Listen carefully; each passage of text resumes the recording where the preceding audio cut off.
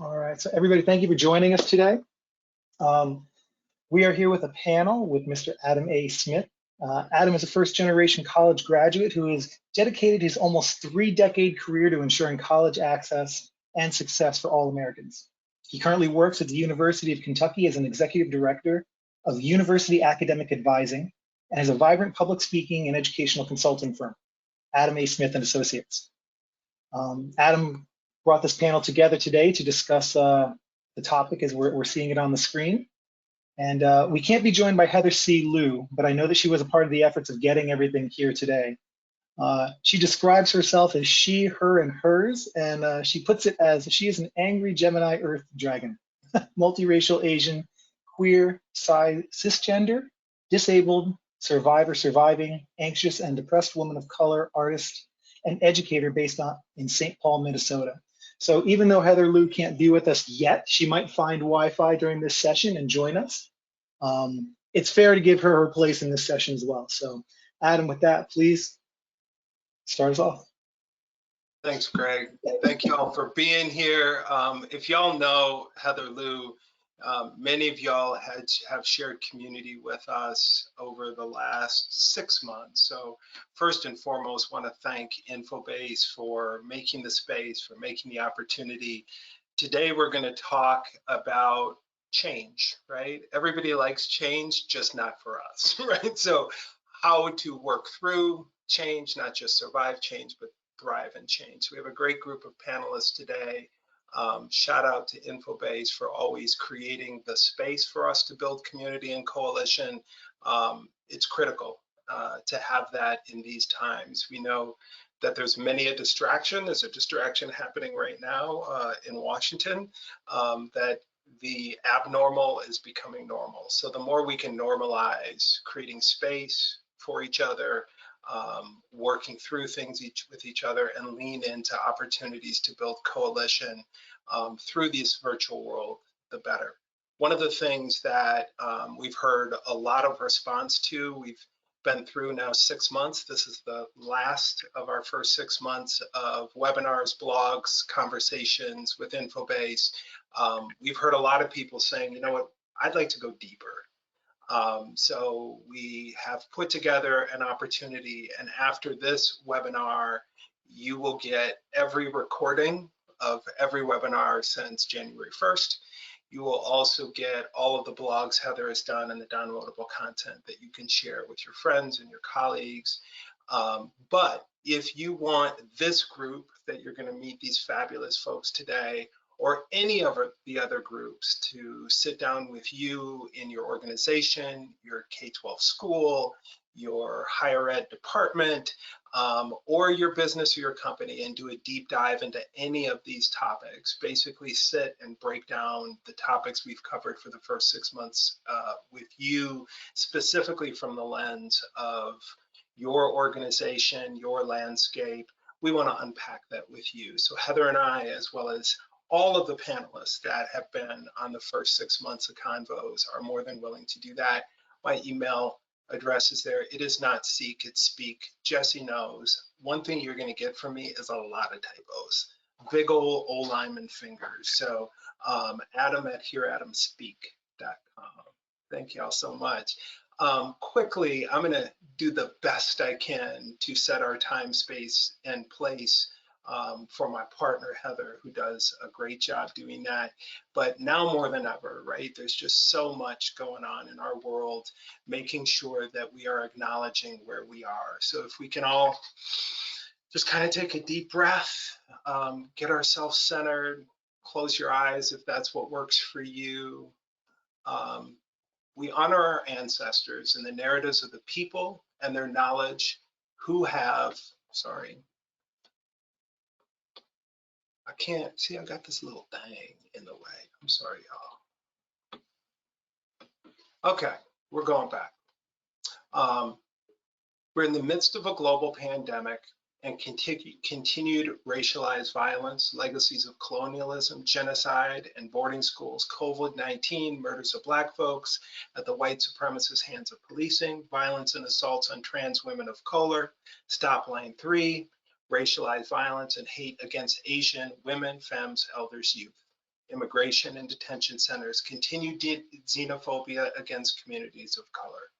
Our histories are complicated, tangled, and filled with resilience of our ancestors from before and currently. Who are the ancestors that you call upon to guide you in this moment? If you want to, I call you to write the names of those ancestors in the chat. We want to imagine spaces and places where we are all liberated, transformed, and come together in struggle, magic, hope, love, imagination, and futures. I recognize the immense privilege we are all sharing and holding in having this time together today, and I wish you and our community health, safety, slivers of joy, and care in the midst of a time of grief, death, pain, and trauma. Many of us currently reside on the stolen lands of Indigenous people. Heather, my partner, is currently on the land of the Dakota and the Ojibwe in Minnesota. I am on the land of the Shawnee in Kentucky. Since we are remote, I invite you to type the name of the land in the question box that you occupy.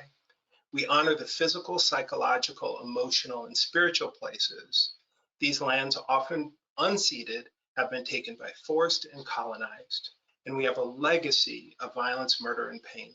This land and its economy long precede us and will proceed us in wisdom and energy.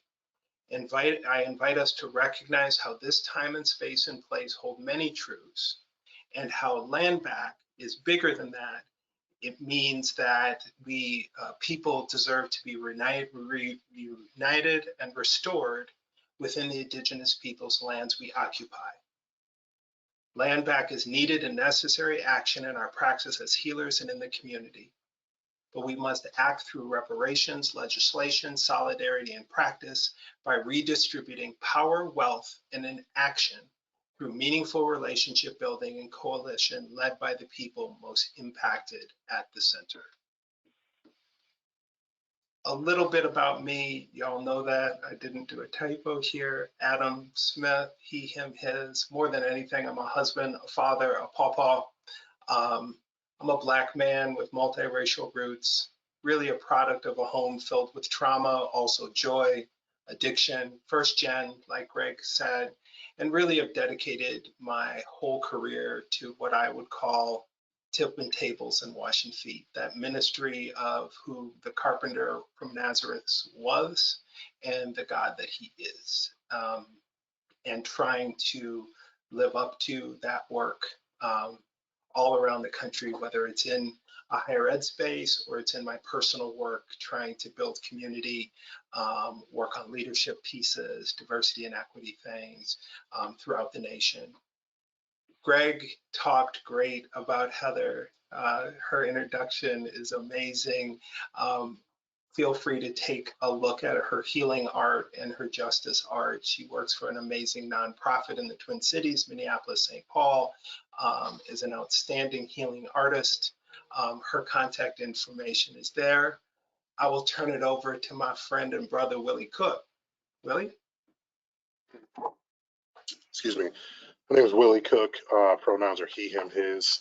I'm currently the assistant principal at Copley High School in Copley, Ohio, which is a suburb of Akron.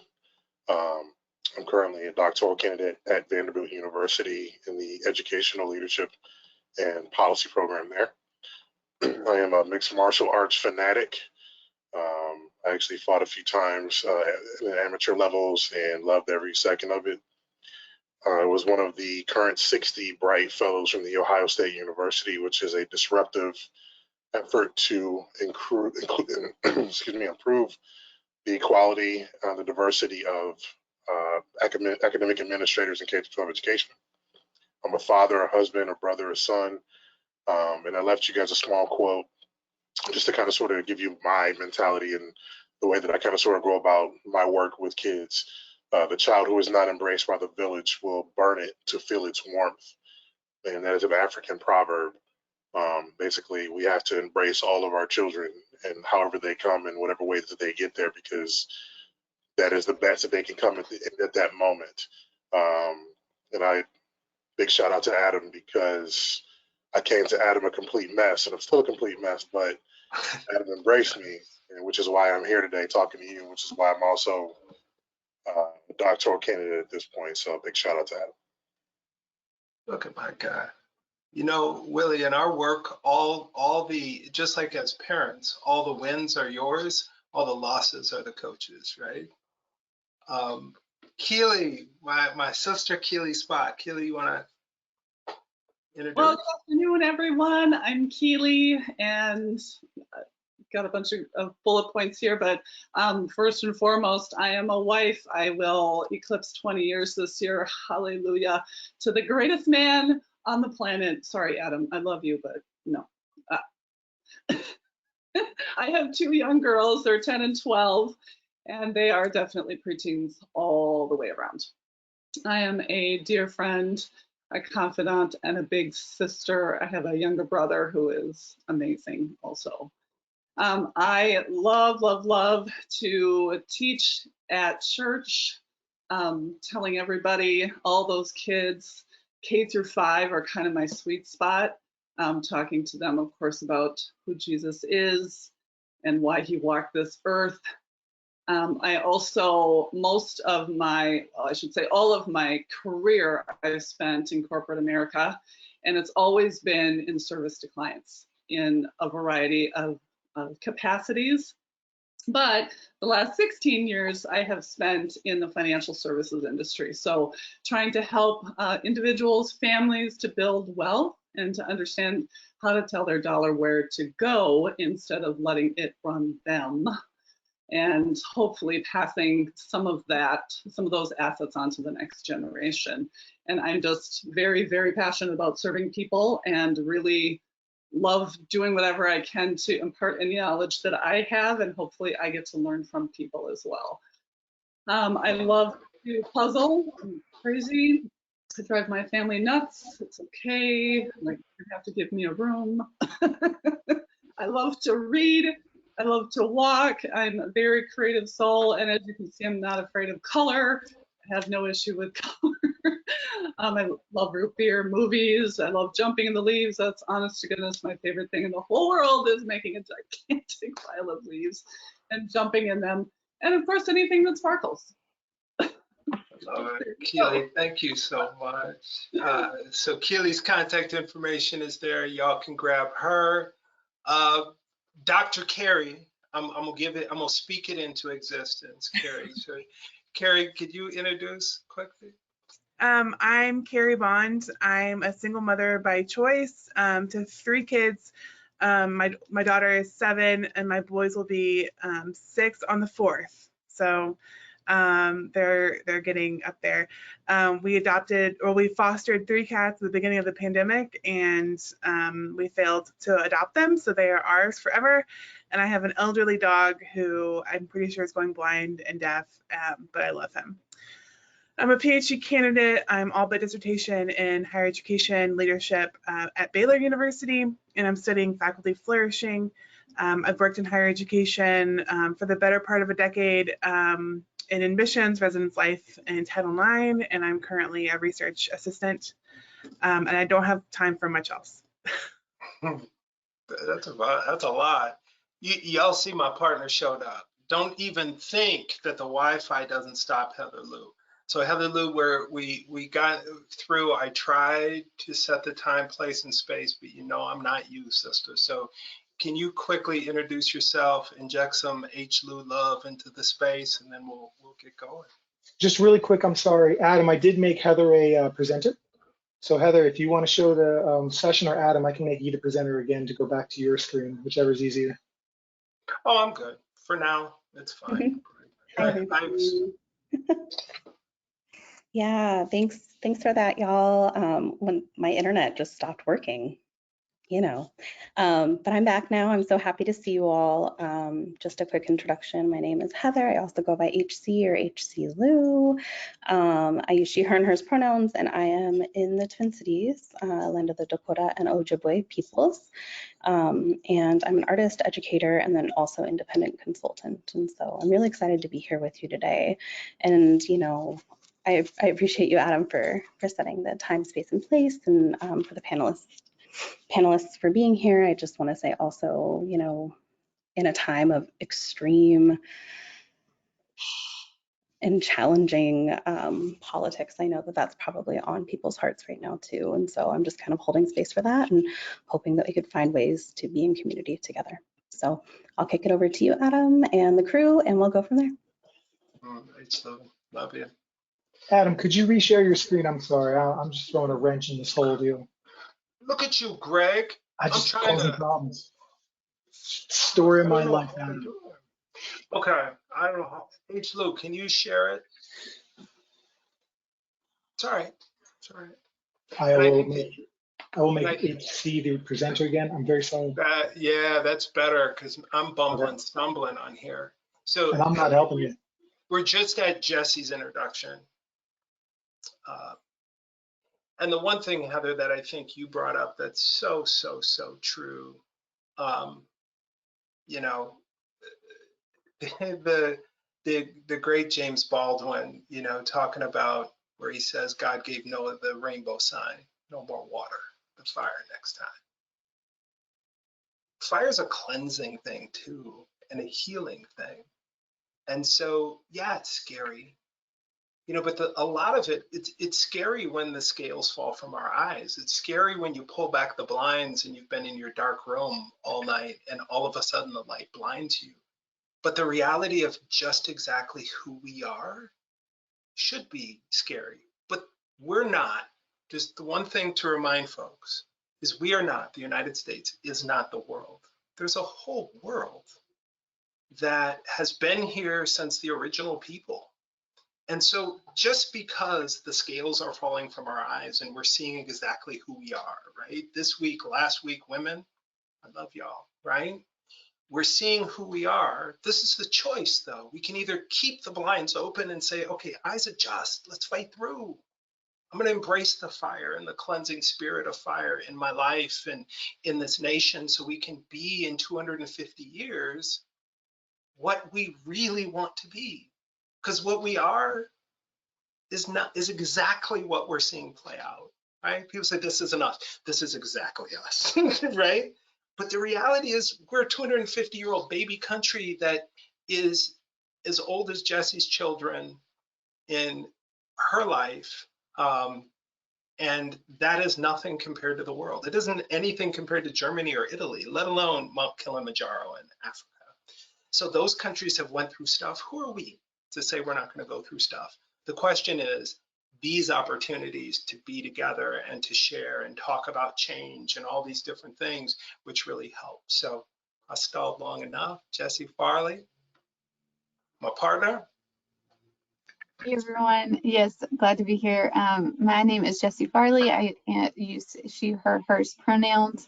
I consider myself, when you think about like a quick bio, an educator, a friend, big sister, not just in my immediate family, but to other friends and family around the country for sure. Just kind of seeing mentorship through that big sister lens, because that's since I've been 15 months old, that's what I've had to embody, right? Mentor, and most notably right now, mother to 3 kiddos. We've got 3 under the age 5, just celebrated a pre-K graduation, so the first of many commencement exercises to come, so we're excited about that. But the past 10 years have been spent in higher education, focused on student success, mostly in academic advising, but have spent time in residence life and orientation programming as well. So excited to be here today. Look at Truman, my God. Okay, so, and again, I misspelled my email the second time. So y'all have that, we'll reshare that, follow up, deep dive conversations if you're interested. Please make sure all y'all who are participating, I don't want to just be me talking and my questions and our pre-work. So please throw questions in the question box that you have, throw in, this is, I don't agree, whatever it is. But in the end, this topic came about when Jessie and I were sitting talking one day, and she said to me, you know, I've been thinking about this presentation I want to do for conferences, and I even have a title. And when she said, when the ground shakes, I was like, ooh, ooh, you know, in thinking about organizational change and Jesse's spirit as a person, right, is that what she was at the time talking about was when the ground shakes at work, how do you not succumb to that and focus on self-survival? And in our work as educators, you focus on the students, right? You continue to focus on your work, on yourself, on your practice, on your family, even though everything around you feels like it's crumbling. So Jesse, I wanted to kind of, since you know, this is your topic and your brilliance in this conversation, can you talk a little bit about your experience with change and, you know, being a, you know, higher ed, SA Pro, right? That you aspired to go into higher education,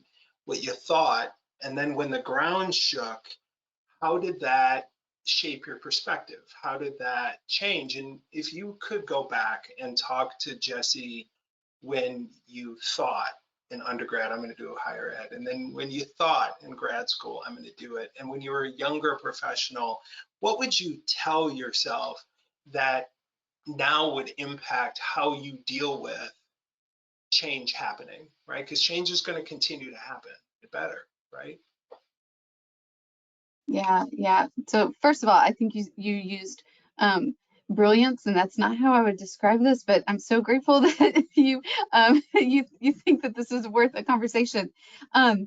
So really, y'all, I think where it kind of starts is as I look back, you know, I'm only 10, 11-ish years into my career, and in that short amount of time have already experienced and kind of lived through 3 different pretty significant reorganizations and structural changes.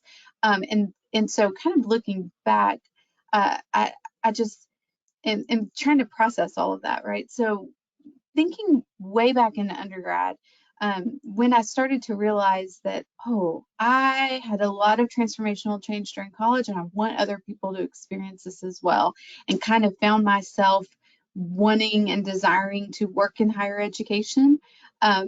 I had a conversation with a mentor of mine, and at the time, the mentor was talking about, you know, it was around 2007, 2008, and the beginnings of a global recession, and talking about the benefits of working in higher education. And economies maybe struggle, more people go back to work, and so that there's a little bit of a security and a safety there, just from a job perspective. And I come from a parent, and one in particular, who has been in the same career from beginning and has since retired from that career. And so some safety and security felt pretty good. So then I went on to grad school and just fell in love with higher education and the study of students, and how these organizations fumble through change and how they do it well and how they do it poorly. And I just thought, wow, this is really exciting. I can't wait to work in it. And then I worked in it, and it was really hard.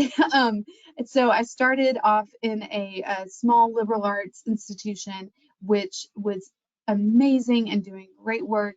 But then from the professional side of things, we started having some financial struggles. There was some layoffs, some program closures, and some pretty scary days at work where you weren't sure if you were going to be able to continue with your job. And I see other people, you know, nodding who've gone through that as well.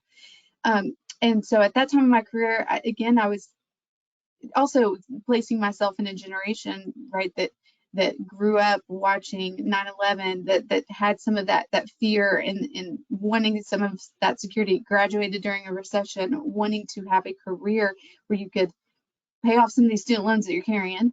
And so at that point, I was like, okay, I want to go someplace a little bit more stable, and was intentional and really kind of looked at, all right, let's go to a bigger school. Maybe there's some stability there.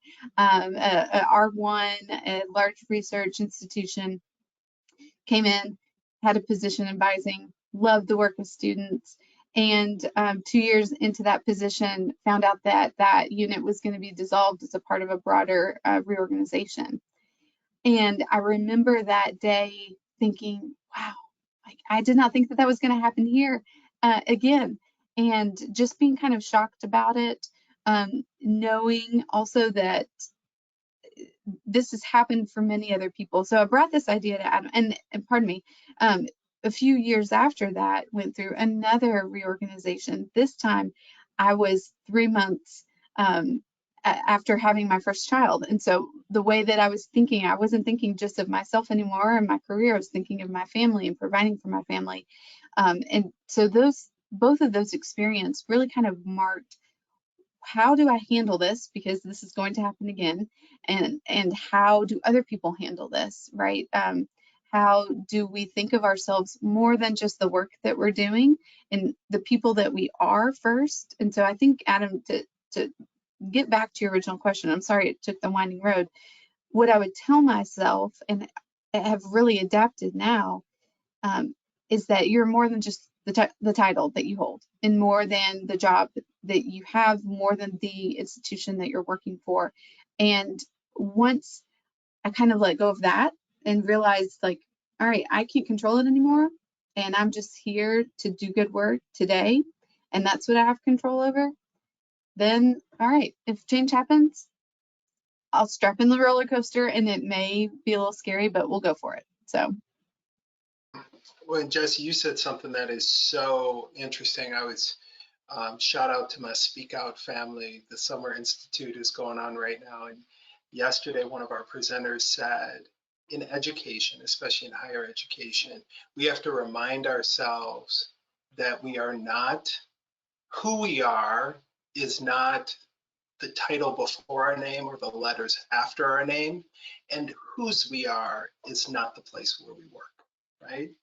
But so much of who we are in our brains, because we study so long and we aspire to be this, Willie, PhD at Vanderbilt, that's not easy. But that isn't who Willie is. Who he is not Willie Cook, PhD, right? And whose Willie's is not the Copley School District. He is more than that, right? But when those things get distorted, that's when the ground shaking feels so much more impactful.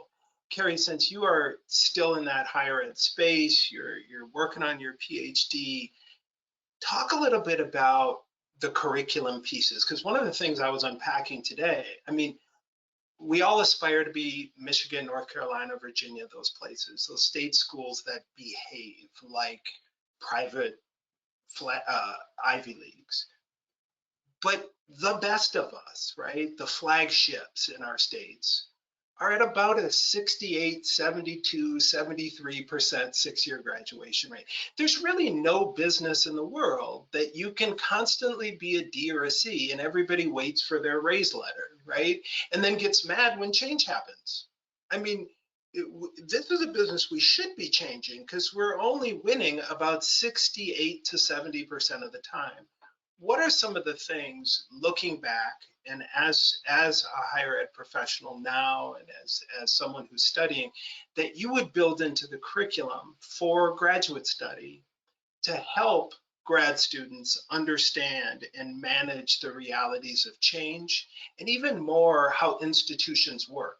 Because I think there's part of us, and just a last piece to throw out there, we get frustrated when our institutions don't work for us and certain students, but they weren't made to work for us and certain students, right? They were founded to be institutions that were for the few. And we now then wonder, the many, why is this a challenge? And how do we pivot institutions to serve the many when they're founded to serve the few, right? So the question is, what would you build in to graduate programs by way of curriculum, by way of mentoring, to understand how institutions work, and more importantly, then how to not only embrace change, but initiate change on campuses? This question's for me, right? Yes, ma'am. I think there were so many times in my first career in residence life and admissions where I would say, oh my gosh, I was never prepared for this in my master's program. And I think in particular, things like when reorganizations happened, even though we had a really strong curriculum in thinking about organizational change and leadership and things like that. But I think it's really important that one thing we don't talk about is how to deal with change personally, and how, especially how to deal with change as a leader, and when you're making those decisions for other people, how to do that with compassion. Those things aren't really addressed very often at the graduate level. And so I think there's lots of things, you know, not just in higher education leadership programs, but in graduate school in general, when people are going to graduate school to be faculty members. Most graduate programs, PhD programs in the country that are, you know, like history programs or math programs or whatever kind of programs don't talk about teaching. There's very little programs that talk about how to be a good teacher, and yet we're training them to be the next teachers. And so I think that's a really big gap that we're not really addressing at the graduates level. But then in terms of dealing with change, I think one of the things that really helped me was when we went through an organization, when I ended up losing my job because they eliminated my position, and I want to address my immense privilege in this, that I knew that I would be okay. I would be okay personally. I had support systems in place that would be able to catch me. But there was just little foresight into how this kind of thing could happen. And so in terms of making changes to the curriculum, I would say we need to talk about how and when these changes happen, what to do when you are completely blindsided, what to do when you see it coming. You can see it coming a mile away. And sometimes the answer is to bail, and sometimes the answer is to stick it out and try to make it better, but you kind of have a plan in place. I hope I answered that question, because now I feel like I'm rambling. No, it's amazing. I think one of the pieces that you're talking about, we grapple with every day, right? Because one of the pieces of higher ed, and I'm going to, because Heather's a higher ed wonk, she's the researcher scholar in our partnership. She's not doing that work full time right now, doing other work, but it aligns. And so I want to pull to her. But one of the pieces that's really interesting about the higher ed space is the immense privilege. There is not a better job in the Commonwealth than the one I have. There is not. I mean, we have like the best retirement in the country. The university that I work for doesn't just match it, it doubles what I put in. I mean, that's insanity, right? That we have the best, but we as humans forget that sometimes. And because the way the academy has created an infrastructure in higher ed, the kind of leadership that we as staff require is a little bit more disruptive, right? To push back. Things sound really good in our heads, Carrie, right? But then to say back to somebody, well, wait a minute now, is there a better gig? I mean, this is kind of the thing. We serve the people. That's it, right? And the students just happen to be the people we have now, but the students are also the people. And so having folks to remind us all the time, because oftentimes we work our way out of a job. We say, oh no, I don't want to deal with students that way. I don't want to work after 5. I don't want to have virtual pop-in appointments. I don't want to do casework the way that's required today. All I want to do is this work the way I am comfortable doing it. And whether you care about students or the people or not, when Willie and I were playing football, if somebody asked Willie, can you play center? He said, yeah. Can you play left? Yup. Can you play right? Yup. I'm gonna give you every reason not to cut me, right? Because when it comes time where the finances hit, I want to be as irreplaceable as possible. But oftentimes our limits that we put on ourselves and our work creates that organizational change that is necessary. Because then people look at it, well, let me just get rid of the people that only do one thing, right? And so that leadership piece, Carrie, that you're talking about is so important. So yes and amen to that.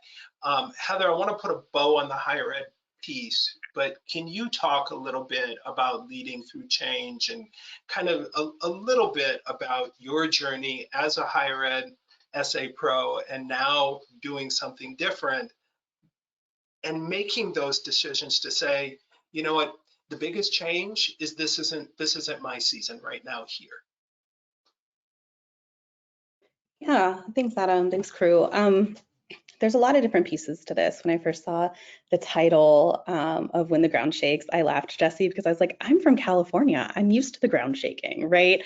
I grew up in Los Angeles, and then I went to school at a California State University, and talking about institutions that are constantly changing, right? As a student, and then also as a new professional, it was pretty constant that organizations would either shift in terms of personnel, shift in terms of even just like student services and or I'm smiling at your cat, Carrie. Change in terms of classes last minute, enrollment, over enrolling, under enrolling. I mean, everything just ebbs and flows, right? And so by the time that I graduated, our organization was over $42 million in deficit, right? And so you know that within that, organizations are going to change, right? And so it's been deeply embedded into my professional career. I think that because I was socialized within the California State and University of California systems, I'm really used to, large student affairs divisions that one day one department is there, and we already know that since it's grant funded in California, it's just not going to be there, next academic term. So there aren't really hard and fast, at least for me, ways that I have that I suggest for people to navigate change, right? Change is constant. That's what Octavia Butler says. We know that. I've been an administrator for a decade and been able to support organizations as well with their strategic planning and change. Something that I wrote down is, so for me, I have a variety of skill sets similar to what you all were just talking about. I come and I have been professionally trained through a crisis PR background. And so when I'm thinking about change, I'm thinking a lot about how do we acknowledge what's happening and also get ahead of it. I don't like to respond, right? I like to think ahead. We know that, in these times, whether it's through COVID and remote learning and or, just the great resignation, we are going to have shifts, right? Whereas, the students that we serve and support, their needs are going to be different as well. So there's no way that we are not having to be nimble in our work. So I also think a lot about, how do we, in terms of being proactive, stay ahead of the research, right? We know that students are probably going to be, their grades are going to probably look different in today's times, and their aptitude and their ability and skill level may not actually match what we think in terms of our self-concept. And so, like, I knew for myself when I was still in student affairs that, okay, I'm going to have resources about even how to check email, right? We know that we're going to have to really push certain resources to folks. In terms of being a supervisor, right? Something that I try really hard to do is I work with and for the folks that I supervise wherever they are in their career, whether they're like right out of grad school, they're still in grad school, and or they've been working for longer than I've been, a student of life, right? Which I really appreciate those intergenerational relationships. But I've been able to say, okay, so what are our skills, and then how do we need to shift them, right? So yes, I may have been working in student life, but my transferable skill is knowing that I've worked in multicultural affairs and gender equity centers, and wow, what's happening in today's day and age? Roe versus Wade is overturned. We're having questions about CRT, in our lessons, and we're talking about safety in school, et cetera, et cetera. Those are not new conversations. However, with the lens that I have and the lens, that the folks I supervise have, we are able to say, okay, so how does this transition, and how do we demonstrate that we're not just one functional area, but we have ways to serve. The last thing is I ask really hard questions, when I am able to leverage my power. Some of that is coalition building and knowing that sometimes for me, being a queer, disabled Asian person, it's not, the questions I ask are not going to be taken or heard well. However, if Carrie and I are kicking it in a meeting, we may be able to say, okay, so who could ask this question and be strategic? I think leading through change for me is just as much about knowing your organization, the organizational trauma and history, but then also trying to figure out, like, is this a space and place for you? I still work a lot with higher education, and I also know that as an artist, an independent scholar, there's certain things that I could do and have influence on outside of the academy that leverages my skill sets to support organizations further and support students. You know, those independent scholars and consultants, it's almost like a prophet's not accepted in their hometown, right? When I consult, oh, folks, I hang on every word. But then when I work for you, it's like, you know what he's talking about. I want to get to Toby's question in a minute, but Keely, I wanted to quickly pivot and talk about a corporate space, because you spent your entire career in a corporate arena, right? And so we started talking about higher ed, which we all as higher ed folks can just continue and talk about that. But talk a little bit about how often change, because we don't know, right? We sit and work in these ivory tower spaces. How often does change come in a corporate space? And your industry, financial services, is highly regulated, right? And so you have change there. And then how do you be the best Keely for yourself and for your family in light of working in a space that change may appear differently than it does for all of us educators? Thank you guys so much. And really, I feel very humbled to be here. So thank you, because this is, I think, a really important conversation to have. For me, I started working at a small, just a real small local company. And when I got there, and it was not in financial services, and when I got there, it was more of a project management role, and I got to work with clients, but I got to multitask, and I got to work on these cool physical, creative, colorful, beautiful deliverables at the same time. So I got to engage my creative and my sort of anal retentive side both at the same time. And I thought, this is great. I'm never going to have to leave ever. This is wonderful. And then, you know, and it was that culture there was truly full of growth, and it was about innovation, and it was about what can we do. So change was constant there, if for no other reason because the company and the products that they built and they serviced had to change with technological changes. It just had to. So that was part of it. But they shifted quite a bit. I was only there a couple of years when management shifted. The trajectory of the company, where it was going, why it was going there, completely changed. And I saw it start to slowly unravel. It was really disappointing because I loved the job. I knew I needed more of a challenge. That was another thing for me. But it was hard to watch this slowly start to unravel. And when I recognized that I couldn't get anyone to hear any ideas, and you don't take my idea, I don't care, it's fine. But the fact that there was no ability for employees to talk through things, ideas, anything, it was just constantly stuffed down. For me there, the ground really started to shake because I couldn't be who I was anymore there. And this was all about, as I've said, clients are my thing. I love, love, love to do whatever I can to help people better themselves in whatever way that is. And in that case, it was through products and services, but I loved that role and I couldn't effectively do it anymore. So when I finally figured out this really is about clients for me, and if I can't continue to do that work and to build them stronger, better, faster, then why am I doing this? Maybe this isn't the right fit. And I actually made a bet with my husband when I left that the company would fold in 5 years, and I lost the bet, but they folded in 6. So sad. But from there, I ended up in the financial services industry. And in that industry, like you said, Adam, the regulatory environment is very, very, very, very strict. So you would think, even though regulation changes, it's slow.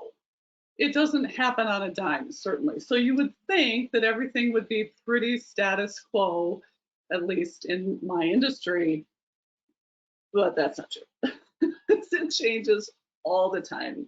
And for me, I absolutely have to stay focused on who I'm serving. And in your case, it's students.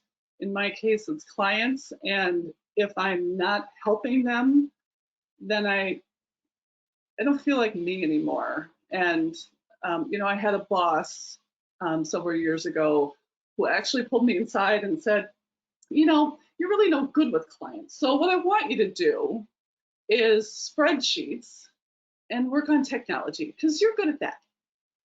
And, you know, it's so funny because the second she said that, a switch flipped. And I went, what in the heck is happening here? I'm really good with clients. I know I am. Don't tell me I'm not. So now, instead of being in this place of, oh, I'm uncertain and are things that, am I doing the right thing? I'm questioning myself. She makes that comment and now I'm like, oh no, I am doing the right thing. This is my truth. I'm standing on my truth. I'm good with clients. I can do this job.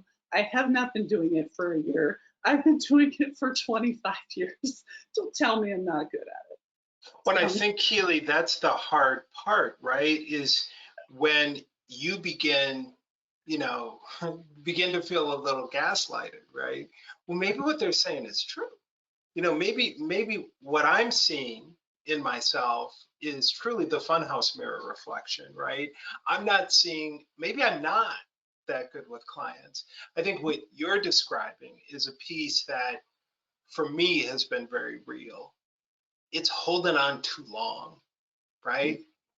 Y'all know that right to work doesn't just apply to the companies and organizations, it applies to us too. But how often have we seen a direction go a certain way and we just won't let go? It's like holding on to that cast iron skillet and it's burning the, oh, all you want to do is let go. And at some point, by the time you let go, you're so damaged that it takes years, right?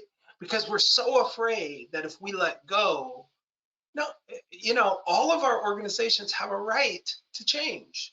We have a right to say that's not for me, right? And the most painful time, being the oldest one in this space, to be able to say that I've had is when organizations have changed and I've said, well, I'm just going to make it work. And then you start tripping over yourself. Willie Cook, my student, there was a time I worked at an institution and I was second guessing how I dealt with students. Now, Willie Cook has been my students for 15 years. That's one thing I'm never going to second guess. But I was second guessing myself. Like, I have like leadership calling on my life, but student calling is a whole different game. Like, the only person who will tell me how to talk to students is God. And I was doubting myself, right? And the biggest regret I have is trying to force it to work out. Not force them to come back, but force myself to fit in an organization that I knew wasn't about, as Keely's talking about, the things that I was about. And that's okay, right? This isn't for me. We can keep pushing. Willie, Toby's question is in here, and I wanted you to get to that and talk a little bit about, because you thought you have a degree in construction engineering technology. You thought that's what you were going to do. That's why you fought through undergrad the way you did. I was there, right? I mean, living in a car or sleeping in your car outside a steel mill in Canton, Ohio, right? And doing that, and then you become an educator.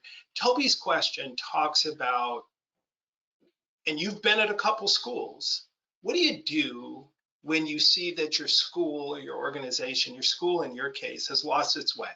It's not focused on serving students anymore in the way that you feel called to. But then also talk a little bit about how your journey, how that's been a complete change in what you thought you were going to be and what you've become, what your calling has been on your life. So talk a little about Toby's question about if an organization isn't serving students or a school isn't serving students in the way that it fits you. Give Toby some advice on how they can handle that and frame that in your whole perspective. So that's the challenge of K through 12 education, and in some ways even higher ed education. Very little of education now is about teaching and learning. So everything is about all the ancillaries. You know, we're talking about safety, which is definitely important because you've got to secure our, you know, student safety. But we're talking about test scores, and we're talking about data, and we're talking about SEL, which is also important. We're talking about politics that are, you know, kind of sort of invading education. You know, the latest situation, Capitol Hill with Roe versus Wade, and there's the politics of education. And then there's the use of social media and how powerful that is and how drastic that is. See, in the higher ed world, it's not really, it is an issue, but with the high school world, in the K through 12 world, where there are beefs and things forming on social media, and then they manifest themselves in the school and disrupt the class and disrupt the day and disrupt the culture of the building. All those things are a challenge. And then there's the fact that since, and actually prior to, but since No Child Left Behind, we have not known one moment of peace in K through 12 education that does not involve some new innovation, some new thing, whether that's restorative practices, or that could be a new testing model, that could be the different uses of data, that could be a college board saying, hey, you know, you guys take that SAT test, and then on the other side of the country saying, hey, you should take the ACT test and make sure that kids are, you know, testing, and we test kids 3 months out of the flipping year. All of these different things come down, and district wants this done, and now we have SEALs in Ohio that basically identify students have the ability to do X, Y, Z things. So it could be volunteering SEAL, it could be music education, it could be, you know, how it means jobs, it could be all these different things, which are all great, right? But what teachers are failing with, and it's a concept that Selznick calls sense making. And so what teachers are trying to do, and what educators are trying to do, is make sense of all of the things that are just happening in their world. And what it boils down to is district level administrators are pointing down to building level administrators like myself. And then building level administrators are pointing down to teachers and saying, you guys have to do this differently. And everybody's pointing the finger at everybody else, and nobody else believes the other one's story, when the ultimate truth is all of the accounts are true. We're all trying to make sense of the same thing. And that is the job of leadership. That is our job in our roles, to say, hey, look, this is what the situation is. This is what our primary goal is. But there are all these different things pointing into it. And really what you have to do is you have to meet people where they are, hear them, and understand their frustrations, support them in the best way that you possibly can. Let them know, hey, look, you know, I understand that this is a big lift. It's something that's different. It's something that's being added to your plate, and nothing ever comes off of a teacher's plate or an administrator's plate, ever. Never happens. You're just basically trying to make sense of the entire situation. And the one thing that I would tell you as a leader, what I try to do is I always try to roll out new initiatives or new things or new thought processes that we are required to, that we have to, or that are needed, using two different imperatives. The first is the technical imperative. The technical imperative is the least important of the two. Okay, this is the mechanism, right? This is the use of data. This might be a new testing format that we're using. This might be a new protocol that we use or a new process. That's the technical side of it. What's important is the normative side, the normative imperative.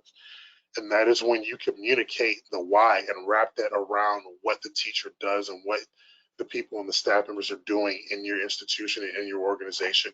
Why are we doing this? Why is this important to you? Why is this important to students? That's the key. And that's where we fail.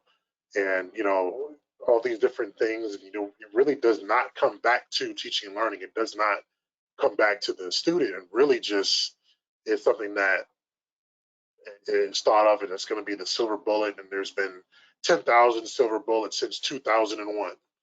And after No Child Left Behind, it was Race to the Top. You know, and it'll be something else in another 5 to 10 years. And that's the challenge. And it's hard. You just have to help the people in your organization make sense of the situation and what's going on. Personally, Speaking back to Adam's point, like I said, I've been Adam's student for over 15 years. I started out studying construction engineering technology. I didn't really know specifically if that's what I was going to stay in or if that's what I wanted. But I did it because of the flexibility that it would allow me at that point. And you know, it's my story is one of battle. I battle always, battling myself, battling different things, and you know, battling the ideals of society places on me as a black man in the United States of America, and now as a black educator. Battled, you know, a lot of things through, and not to make this a political conversation, but working for a large corporate organization like Turner Construction, which is one of the largest companies in the world. I went to work some days and had Trump posters posted on my computer screen, and it was everything but the work. But I just made sense of my world for me. At the end of the day, that's really all that you can do. And then once I made sense of it, I decided that that world was not for me, and I went into education. Because if I'm going to be stressed, I'd rather be stressed because I'm working on another person, not because a PO wasn't turned in on time. If I don't want to be stressed, it's going to be somebody's life isn't going in the right direction, not because, you know, there was a shipment of nuts and bolts that didn't make it, or somebody delivered a shipment too soon and we have nowhere to put it. I'm not going to stress over that. I'm going to stress over my kids. Look at my student. Look at Willie Cook, right? Jesse Farley, you see that? That brother, boy. And he was chasing money too. He thought construction engineering, he'd get paid. The beauty of doing something you're called to do is the money always takes care of itself. Jesse, the same question to you, and I know that Max has some other questions in there about how they can affect genuine change. It's hard, right? For all of us, we're all here because, including the people who are here as participants, we're all here because we have a calling to this work. And I know you, right? It's hard when we see students, people, human beings, you know, being the last thing that we focus on, right? If we could just change this, if we could just change that, hey, the students are suffering, y'all, right? Why are we not doing this? So talk a little bit about Max's question about how they can affect better change, but also twist that in with Toby's a little bit about when you see the institution or organization not serving students in the way that you feel called to. How do you emotionally, physically, spiritually manage that? Ooh, okay, I'll attempt. I mean, I think we could end with Willie. Like, dang, that was a word. But going back to the question, you know, I think, or at least what I've been reading and what I've been hearing about this Great Resignation and at HC, you were referencing that too. A lot of it is this values misalignment and feeling like, you know, your organization, your institution, your corporation, and you are not in alignment. And so sometimes I think of it as like writing with your non-dominant hand. You can do it. It's not as effective. It's not as quick. Your hand's going to get tired really quick, but you can still do it. But it's not necessarily, Adam, what we've been talking about, like your calling and your passion, just how you naturally are and how you naturally choose to show up at work. And so I think that, you know, a way when, and again, kind of using that, the title again, like when the ground shakes and when things are happening around that you can't control. I think for me, what I've had to do, and you know, I'd open it up to the panelists too, because it's an all individual experience. But for me, I've had to identify what are the things that I have some level of control over, and not control and like, you know, I am in charge, but what can I impact? What can I do today? And maybe the other things I can't worry about, and just essentially having to compartmentalize to be able to help a student. So for example, going back to just my personal experience, you know, we had noticed that our unit was going to be dissolved.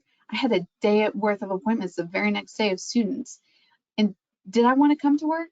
No. did I want to just sit? And I went home that night and I had a glass of wine and just complained, and I felt very much in my feelings. But the next day, knowing that, all right, I still have these students are still here for me, and not in a I still kept myself centered and still wanted myself to be grounded, but wanted to still do the work because that's what I know I'm supposed to do, and that's what I know I have some sense of agency over. And so just showing up, and then knowing that I may not show up the 100% and like my non-dominant hand. I'm showing up to try to do the work. I may be fumbling through it, but I'm going to still try to do it. And ultimately, I think that when we think about these organizational changes and these structures that are changing every day, quick things on the dime, you just have to think about what is it that you have some agency over. Focus on that and do that good work there, and know that you just take one step at a time, and that's eventually how you get through it. Well, and it's, as you're saying, which you said so well, it's that balance, in our industry, and same way with Keeley about clients. It's all about the clients. So if you do this work well, the students are just going to keep coming. That's their job, Willie, to use you, right? Use me, shoot, pick at me like birds. On a good day, I feel like there's nothing left when I had students. I do new student orientation every day, Carrie Bond. I'm just that weirdo. Give me my students. I'm rocking that because I feel like I can control that. Students are easier than moving systems, which I have to do all day now. And what I always have to remind myself, though, is that, and me and my partner, Jesse, we have to give our colleagues the same grace we want them to give our students. We can't say the students have lives, they have all these things going on, blah, blah, blah. But then we sit in judgment and are judgy about our colleagues, and we don't understand that they're carrying things too, right? And they may not see the whole field. That's a gift and a calling on I see where we're going. I don't have any doubt, right? So some of that is taking our time, providing some coaching, like Willie's talking about, some good feedback. What's the why? Like, why are we doing this? No, I got you. I got your back. It's okay. We can do this. We have a lot of self-imposed lids on the jar in education that we have just put there because we're afraid we're going to get in trouble. Carrie knows ain't nobody get in trouble too in the higher ed space. There isn't trouble like that, but it's scary for us. And so trying to see our colleagues as our students in the same way I saw Willie 15 years ago as my student, and try to inspire him, see him, support him, guide him. Carrie, interestingly, where you sit, Jesse was talking about, the calling of the work, right? But then also, how do you balance that with this entitlement of I need to enjoy my job and do what I want, and this whole idea of I want to do what I want to do when I want to do it. So we don't always get to decide, right? Everybody has a boss. How do you, in your daily walk, you have 3 babies, right? How do you balance this calling on the work, you're studying all of the things, and then having to remind yourself, what, I'm not entitled to always, it is supposed to be work, right? It isn't vacation. So how do I prioritize that when you've invested so much time and energy into the career and the profession, while at the same time approaching it with the same level of calling and purpose that Jesse's articulated? Yeah, I love that question. I don't know that I've ever thought of it, thought it through that way. When I started my PhD program, my babies were 3, 2, and 2, newly 2. They had turned 2 the month we moved down to Texas. And I said, my plan was, I'm a student when they're at school or they're sleeping, and I'm mom when they're with me and awake. That's it. And so I was working until 2 in the morning. After putting them down, I was getting so frustrated when they wouldn't go to sleep when I wanted them to. Coincidentally, my boys dropped their naps that first semester, so they were not napping. ever. And that was so frustrating for me. But it's just, I had to be present with them. I had to have that boundary. And then COVID hit and they didn't go back to school for 2 years. Well, they went back after, it was 51 weeks, not that I counted or anything. From the time that like spring break hit, and then a year later they went back to school in person, and being present with them during the entire day and not doing my classes was no longer an option, because I was in classes I was doing virtual classes, and I had to throw iPads in front of them and say, just please watch this movie for an hour while I'm in class, and I will make you popcorn and give you whatever you want. If you just please be quiet. And that was really, really hard. And it taught me so much about boundaries, giving myself grace when I didn't have it in me after a full day of momming to sit at my computer and write a paper for 3 hours. It's not tenable. It's so hard. And so I've had to learn so much during the pandemic about giving myself grace first and foremost, being communicative with not only my supervisor but my professors, and saying, they were really understanding, especially in the beginning, not so much all the time after, since they not all of them had little kids at the time, but just being really vocal about my needs during this time. I had comprehensive exams in that first year that I had to get through. So yeah, it's been really, really hard to try to strike that balance. I feel like now I'm entering my 5th year. I think I kind of have it figured out. I don't know. We'll see. But it's a lot easier when they're in school, I can tell you that much. So it's really hard right now. Like you've seen them already. 2 of them have come in various states of undress. It's just what it is in the summer. So yeah, it's just We're gonna all, is it Pomodoro, the method with the tomato, right, of studying? We're gonna do the Carrie Bond method. When you're awake, I'm mom. When you're asleep, I'm student. I mean, right. It's brilliant. It's brilliant, Carrie. Well, and Willie, I think one of the pieces that I think Carrie's articulating so well, because you have a young family, 2 girls, wife, right? Willie's wife is my student too, so that's even better. Like, I've known her since she was in high school. That's crazy. LCSW, Diaswall Cook. Stop it, right? So how do you show up though? I mean, first and foremost, your husband and your father, you got little girls now. How do you got all those other students and your whole team at your high school, but if you're not present, right? Not just present physically, but present for them, that's your ultimate responsibility, right? I mean, yeah, your job is important, but us Gen Xers have screwed it up for y'all. We showed you how not to do this. Like, everything of who we are was what we did. And so when the ground shook, there was like our whole life shook. But it's supposed to shake at work. It's not supposed to shake at home. And then we confuse work and home, and we don't prioritize those things. So, Willie, how do you manage that in yourself as a husband and as a father? Because that's when we are so averse to change, right? Is when work becomes a higher priority than work needs to be, right? That doesn't mean we can't be called to work and do good work, but work is not our family. Work is not our lives. Willie Cook will go on. I mean, Willie Cook and worked at a steel mill. He will be fine, okay? But how do you do that now? And you've added PhD work to it. How do you show up and are present for your girls and for your wife? Because that's how you deal with change, right? Is you put work in work. Talk about that for a second.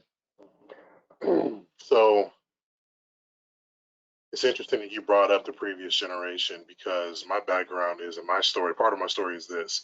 I was a latchkey kid when I was 5 years old. And this is in Chicago. My mom, I was born in Gary, Indiana. If you know anything about Gary, Indiana, Gary is rough. Okay, that's 30 minutes east of Chicago. Me and my mom were out on our own from when I was 2 years old on. She worked in Carroll Stream, and I would go to school and come home and get off the bus or walk home from daycare by myself and stay home for 2 hours until she got home. And my mom was a grinder. That's what she did. She was a grinder. She worked for the United States Postal Service for 20 years and then decided to leave and go a different direction. And throughout, she would go on details, things of that sort. So I learned to fend for myself very early. I was dolo all the time. Dolo basically means you're by yourself. And I cannot imagine my daughter's coming home. My daughter is 6. She'll be 7 in October. I cannot imagine her coming home by herself and staying at home for 2 hours. That blows my mind. So first, right there, when you're talking about single parents, and Carrie, I feel you. I see you. Kids are over there. I feel it. I get it. I dealt with, we had an initiative in Akron Public when the pandemic hit, the kids were at home. I was on my computer all day Zooming and Google Meeting with kids, and I saw, a lot of teachers were kind of sort of struggling with that. They were starting to see what their kids' school lives were like at home. And it came to a point, something as simple as having batteries and fire alarms, because they were frustrated because the constant beeping of fire alarms was interrupting their class. And I'm like, yeah, that's just a small piece of it, though. We're talking about food insecurity. We're talking about possible abuse at home. You can't get away from your abuser. Clothes, all these different things. I mean, it's crazy. And I was talking about this with my wife literally last night. We were sitting on our front deck, and I was having a cigar. I'm a cigar guy.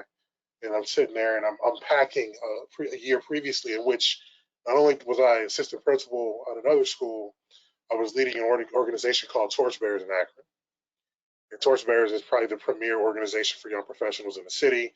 It is right up there with Leadership Akron, to the point that Leadership Akron wanted to absorb it because we were doing our job so well. And so the turnover every year is you have a new president, and it's a very socially motivated organization. We're always out doing things and volunteering and taking trips and doing great things in the city. And we had to slow that down because of COVID. And so I had to figure out how to marshal all of the energy of our people and confine it to Zoom, to a screen, and find ways to give back and find ways to engage and find ways to continue to add value to our members. And it's a lot. I'm a very introverted person. Adam knows this. Unless you were like really tight with me, you don't get a whole ton of me here. Strong boundaries are set.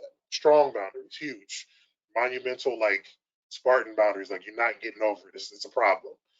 It's a shield wall. You can't do it, and that's on purpose. That's on purpose. So am I open and honest and impactful with my staff members? Yep. Am I engaging with them? Do I pour into them? Absolutely. I'm probably as close at home as I am with my family at home at work with the kids, because that's who really needs it. So I'll have, with teachers, it's not like business as usual, and I'm very stoic, but it's not. I'm not super lovey-dovey, and maybe that's to a fault. And a lot of people struggle with that about me because I'm also 6'4", 6'3", 300 plus pounds, very large African American man with a deep voice. So people get freaked out about that, right? But you got it, Willie. You got a really nice ceiling. Y'all see that ceiling? But no, I set very strong boundaries. Not everybody gets me at 100% like my wife and my daughters get. My teachers can't get me like the kids at school get me. And that's for a reason, because I have to pour into them. That's what we're building there. But I also take care to not necessarily take that tone all the time with teachers, because they need to get poured into as well. So I'll do things like buy books. I'll buy books and say, hey, look, I'm reading this for my EdD program right now. powerful all. You know, when we're having difficulties communicating or we're having a personality clash, I will gift and pour into them. I don't ever offer correction without instruction. But I have very strong boundaries. When I'm at home, I am a goofball. I will, you know, squirt my daughters with water. We'll go out and do whatever. Our show at home is Bluey, and basically the kids try to I act. love Bluey. They try to act out everything in Bluey on me. I hate the hospital one where I get like dissected and stuff, and they pull like the cat out of my stomach and all kinds of stuff, and I get shot with a needle every other second. That's literally what they do, and that's when I'm me, because I can't give everybody else myself and have nothing to come home to give my wife and my kids. Well, and that's the best part, Willie, of the lessons, one latchkey kid to another, right? That's why when the ground shakes at work, it's like our whole world. And part of what I've learned, right, because I've never had a job, y'all, that anyone had before me. Carrie, I'm a weirdo. Like every job I've had, I'm the first. So then you wrap it up in this multiracial Black former football player that comes in to be this agent of change and transformation.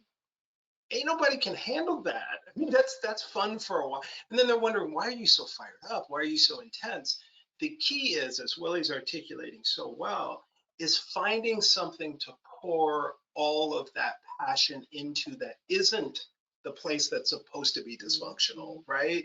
And so finding these talks, this is why I do this, because the University of Kentucky cannot handle 100% of me. I promise you, they can't. They can't. They get about 20. Jesse deals with me every day. My 20 is like 150 of most people. I don't get tired. So in the end, that's not only healthy for you long-term and making those compartments in your life to be able to prioritize family and other things, right? But it also is healthy for your work to make it more functional. Because Willie was with me at the University of Akron. I was a very different person there. The intensity was up a notch because that's all I had. And being brave enough to say, nah, I got to get some other stuff.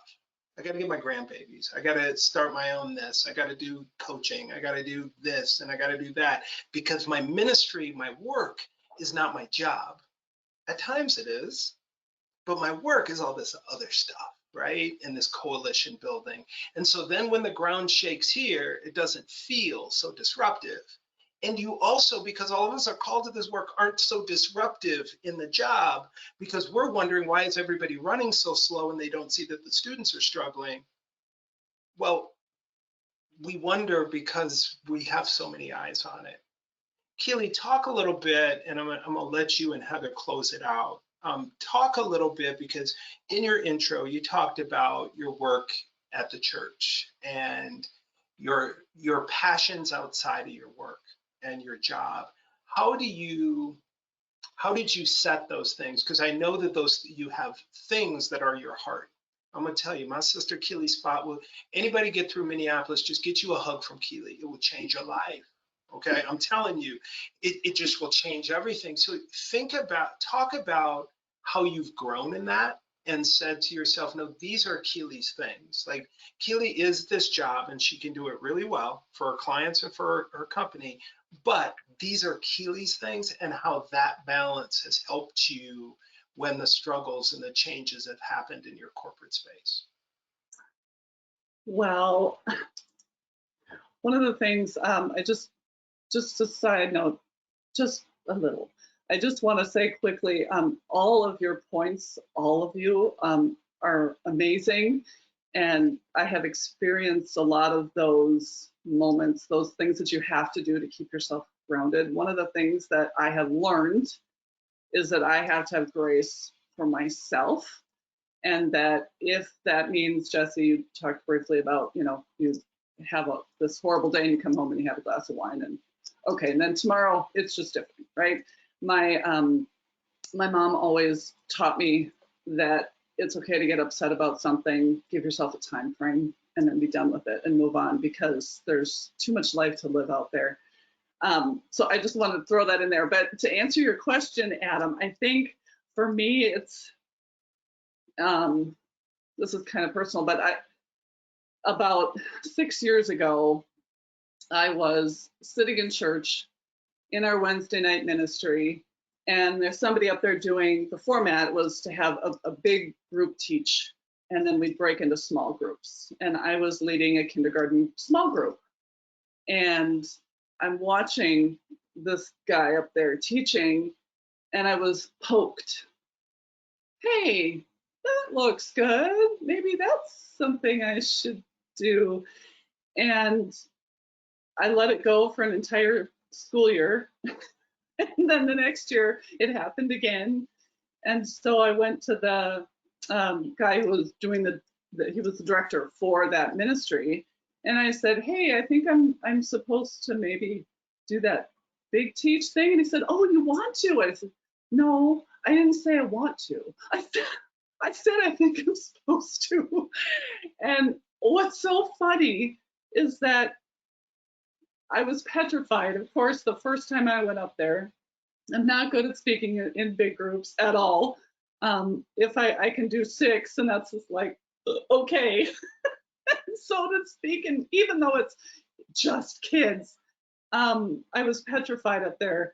But, you know, it was amazing to me that the Holy Spirit really drew that out in me. And I have recognized that this is such a passion for me now, to not just teach, but to teach about Jesus, and to see the faces of those kids light up when they recognize what's happening in their life, and that actually computes with what we're talking about.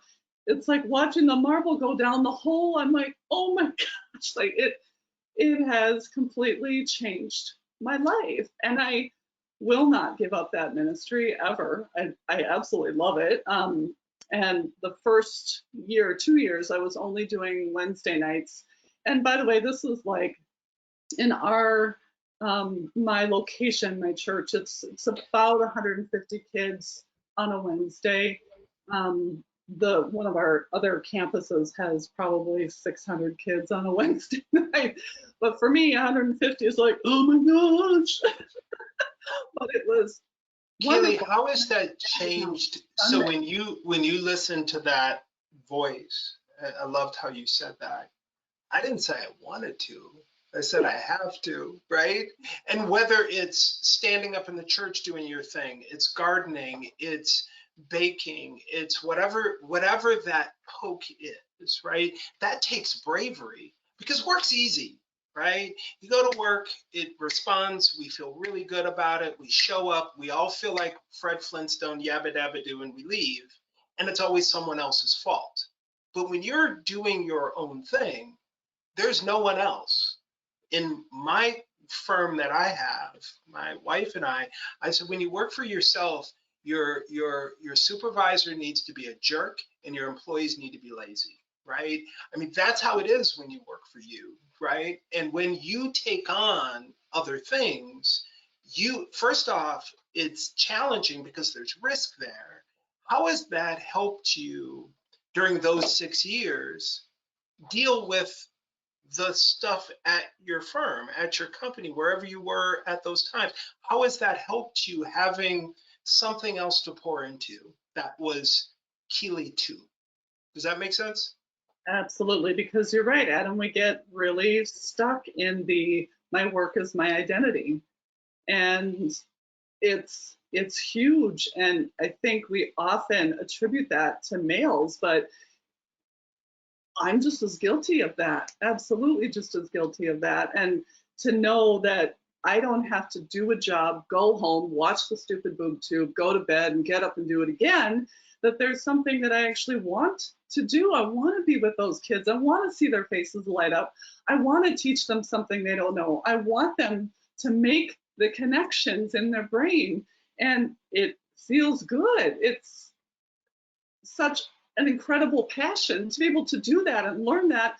It means then that what I do at work, it's not that it's not important, it's just not everything. It's just, I can set a boundary. I can set a boundary. Now, I didn't grow up with boundaries.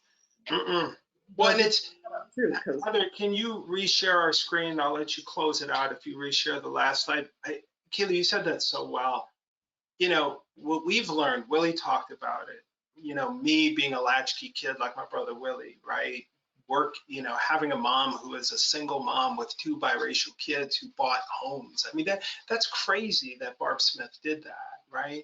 I was a latchkey kid my whole life. Like I was just at home by myself. That isn't a good, healthy place to be, right?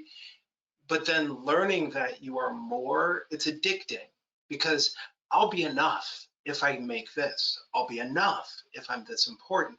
I'll be enough if I have these letters after my name. I'll be enough if I have this title. I'll be enough if I make 6 figures. If I make more. And what you're trying to do is satiate yourself basically on cotton candy and jujubes. That is not going to get you full. Work is not supposed to make you full in that way all the time. But your work is bigger, right? And that's what Keely's articulating. What is her work, right?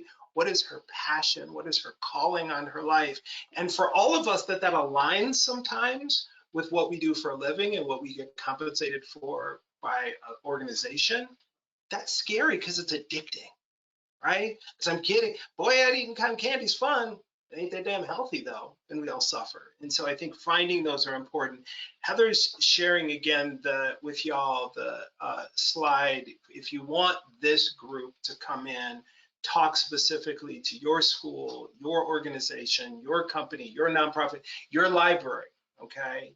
We will come in virtually and do a deep dive with you. My email, Heather's fixed on there because that's my partner.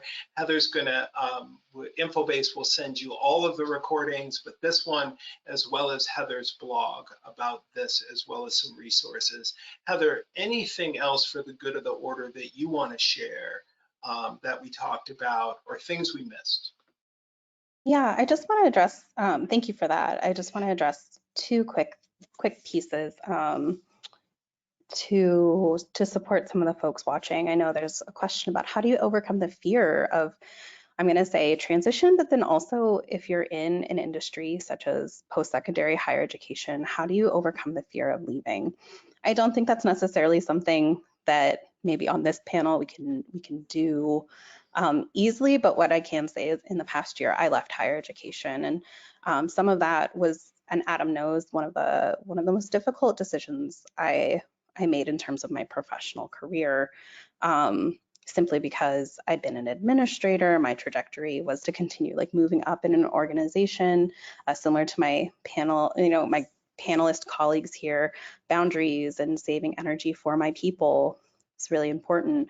And I saw how higher education was just so deeply, I'd say, affirming in many ways in terms of supporting students, but then also there was a failure in understanding like how we're actually a very corporate and capitalist entity. And so I really struggled with that. So for me, it was about where's the values congruence, but then also in times of organizations changing, sometimes change, it's okay if it doesn't have to happen with you, right? Sometimes it's about what resonates with your integrity. And I was able to find an organization that resonates with my values. It's a racial justice organization, but then also this organization was able to meet my salary from where, the industry that I was moving from. And so sometimes it was about mentors. Sometimes it was about like really being honest to myself about what are my values, what do I need to do, kind of like what Keely was talking about, right? But then also, I think for me at this point in my career, I'm not afraid of change, and sometimes change needs to happen in terms of being able to better support my family and myself. And so I hope that this is helpful for you all. I hope that it's helpful for the panelists. I'm so excited to continue this conversation because, of course, so much more needs to be unpacked. Once again, Adam said the blogs will be heading your way as well as this recording. And if you have any other questions, feel free to connect with Adam at hereadamspeak.com. Thanks, Infobase, and I hope you all have a safe rest of your week.